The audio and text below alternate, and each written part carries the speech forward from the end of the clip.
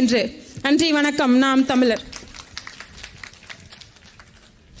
அடுத்ததாக தங்கை ஃபாத்திமா ஃபரான் அவர். அன்னை தமிழுக்கும் அவ்வுணர்வோடு கூடியிருப்போருக்கும் அன்பு வணக்கம். மங்கையராய் பிறப்பதற்கே நல்ல மாதவம் செய்திடல் வேண்டுமம்மா என்ற கவிமணி தேசிக விநாயக பிள்ளையின் கூற்றாகட்டும், பெண்ணடிமை தீருமட்டும் மண்ணடிமை தீருமன்றோ என்ற பாவேந்தரின் கூற்றாகட்டும், பெண் விடுதலை இல்லையேல் மண் விடுதலை இல்லை என்ற நம்மின தேசிய தலைவர் அவர்களின் அரசியல் வித்தாகட்டும், ஆணுக்கு பெண் சமமல்ல ஆணும் பெண்ணும் சமம் என்ற புரட்சி முழக்கத்தை இன்று அரசியல் களத்தில் செயல்படுத்திக் கொண்டிருக்கும் எனதருமை தாய்மாமன் சீமான் அவர்களின் கூற்றாகட்டும், அன்று தொடங்கி இன்று வரை பெண்களை போற்றி பெண்களை உயர்த்தி பெண்களை வணங்கி இருக்கும் இதே சமகாலத்தில் பெண்களுக்கு நிகரான குற்றங்கள் அதிகரித்து வருகின்றது என்கின்ற இந்த செய்தி பேரிடியாய் விழுகிறது. நாள் ஒன்றுக்கு 90க்கும் மேற்பட்ட குற்றங்கள் நடந்து வருகிறது.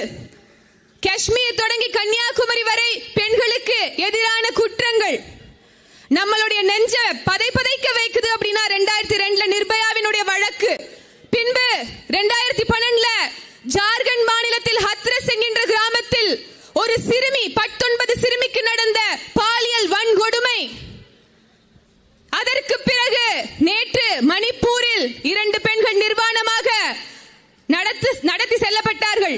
இன்று கொல்கத்தாவின், அதாவது மேற்கு வங்கத்தின் தலைநகரமாக இருக்கக்கூடிய கொல்கத்தாவில் கேஜி கவுர் என்கின்ற மருத்துவமனையில் மருத்துவ மாணவிக்கு நடந்திருக்க இந்த அவல நிலை நாளைக்கு எங்கன்னு நமக்கு தெரியாது. இந்த பெண்களுக்கு எதிராக குற்றங்கள் வெறும் பாலியல் குற்றங்கள் மட்டும்தானா? இல்லை, பெண்களின் உணர்வு ரீதியாக, மன ரீதியாக, உடல் ரீதியாக எத்துணை குற்றங்கள். பக்கத்துல சென்னை பக்கத்துல பல்லாவரத்துல இதே இன்றைய சட்டமன்ற உறுப்பினராக இருக்கக்கூடிய மரியாதைக்குரிய கருணாநிதி அவர்களுடைய மகனும் மருமகளும் சேர்ந்து ஒரு சிறிய சிறுமியை சித்திரவதை செய்வதை நாம் அனைவரும் அறிவோம். இன்னைக்கு கிருஷ்ணகிரியில தன்வினை தன்னை சுடுங்கிற மாதிரி அவனே இறந்துட்டான். இன்னைக்கு அவனே இறந்தாச்சு. நாடு முழுவதும் இதே போன்ற குற்றங்கள். சரி, நம்ம நாட்டுல தான் இந்த பிரச்சனை இருக்கு, நம்ம நாட்டு மக்களுக்கு தான் இந்த பிரச்சனை இருக்குன்னு பார்த்தா வெளிநாடுல இருந்து வரக்கூடிய சுற்றுலா பயணிகளுக்கும் இதே சிக்கல். ஸ்பெயின்ல இருந்து வந்த 2 தம்பதியினருக்கு அந்த பெண்ணுக்கு பாலியல் குற்றம் நடந்தது. அவங்க தீவிரவாத நாடுன்னு சொல்லக்கூடிய ஆப்கானிஸ்தான், பாகிஸ்தான், ஈராக் போன்ற எல்லா நாடுகளுக்கும் சுற்றுப்பயணம் சென்று வந்தார்கள். ஆனால் இந்தியாவில் மட்டும்தான் அவர்களுக்கு பாலியல் வன்கொடுமை நடந்திருக்கிறது. 148 வழக்குகள். இந்த டூரிஸ்ட் மட்டும், அவங்க மட்டும் விக்டிம்ஸா இருக்காங்க. அதுல வெறும் 14 கேசஸ் தான் இன்ன வரைக்கும் டிஸ்போஸ் ஆயிருக்கு. NCRB ரிப்போர்ட் என்ன சொல்லுது? 85 விழுக்காடு குற்றங்கள் இன்ன வரைக்கும் எடுக்கவே படல, வந்து ரிப்போர்ட்டே பண்றது இல்ல. அன்ரிப்போர்ட்டட் கிரைம்ஸ் ஆக இருக்குது. காரணம் என்ன? இங்க குற்றங்கள் சரி செய்யப்பட வேண்டும் என்றால் குற்றங்கள் உருவாவதை தடுக்க வேண்டும்.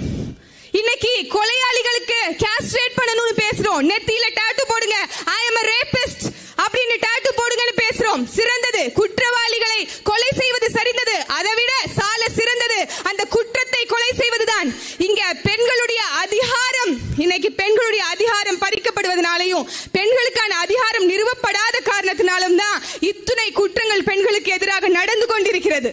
இது அத்தனையும் மாற வேண்டும் என்றால் காந்தி சொன்ன ஒரு உலகம், நடு ராத்திரியில ஒரு பெண் சுதந்திரமாக நடக்கும் போதுதான் நம்மளுடைய நாட்டுக்கு உண்மையான சுதந்திரம் கிடைக்கும் என்று சொன்னது மெய்ப்பட வேண்டும் என்றால் இங்கு நாம் தமிழர் கட்சி ஆட்சி அதிகாரத்தை பெற வேண்டும். அதற்கு ஒவ்வொரு பெண்களும் அதிகார பதவியில் அமர வேண்டும் என்றால் நாம் தமிழர் கட்சிக்கு வாக்களிக்க வேண்டும் என்று கேட்டு விடைபெறுகிறேன். நன்றி, வணக்கம். நாம் தமிழர். அடுத்ததாக சுற்றுச்சூழல் பாசறையிலிருந்து வெண்ணிலா தாய்.